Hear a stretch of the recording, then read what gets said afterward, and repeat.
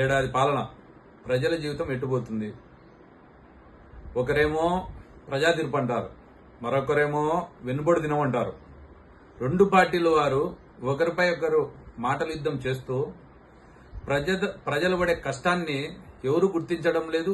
ప్రజల కష్టానికి ఎవరు తగిన న్యాయం చేయడం లేదు. ప్రజల కష్టాలు మాత్రం ఎవరికీ కనిపించడం లేదు, ఇద్దరికి కూడా. రాష్ట్రంలో పరిస్థితి ఎట్లయిందంటే ఇప్పుడు ఉద్యోగుల కోసం నిరుద్యోగ యువత తాతాలాడుతున్నారు. భద్రత కోసం 1000 జారుల స్త్రీలు ఎదురు చూస్తున్నారు.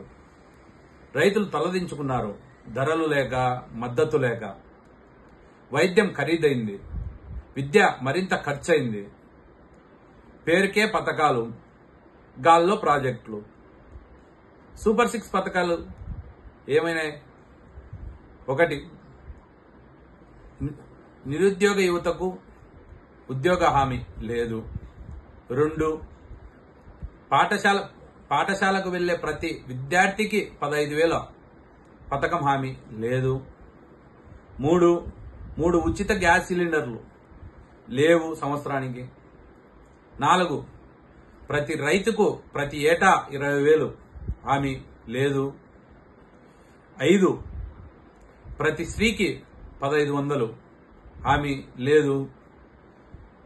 మహిళలకు ఉచిత బస్సు సౌకర్యం లేదు. అభివృద్ధి పాలన అంటేనే కాంగ్రెస్ గుర్తొస్తుంది. పైన చెప్పినట్టు అమలైనాయో లేదో ప్రజలే చెప్పాలా. అభివృద్ధి అంటే కాంగ్రెస్, హామీలు నెరవేర్చడం అంటే కాంగ్రెస్ గుర్తొస్తుంది. రాజీవ్ గాంధీ గారు యువత టెక్నాలజీలోకి అడుగుపెట్టడానికి కారకుడు. 2, ఇందిరాగాంధీ గారు రైతన్నకు తోడుగా నిలిచిన నేత. 3, స్వర్గీయ కాంగ్రెస్ మాజీ ముఖ్యమంత్రి డాక్టర్ వైఎస్ రాజశేఖర రెడ్డి గారు ఆరోగ్యశ్రీ, ఉచిత విద్య, ఉచిత వైద్యం, రైతులకు రుణమాఫీ చేసిన వ్యక్తి. పరిపాలన అంటే కాంగ్రెస్, కాంగ్రెస్ అంటే పరిపాలన.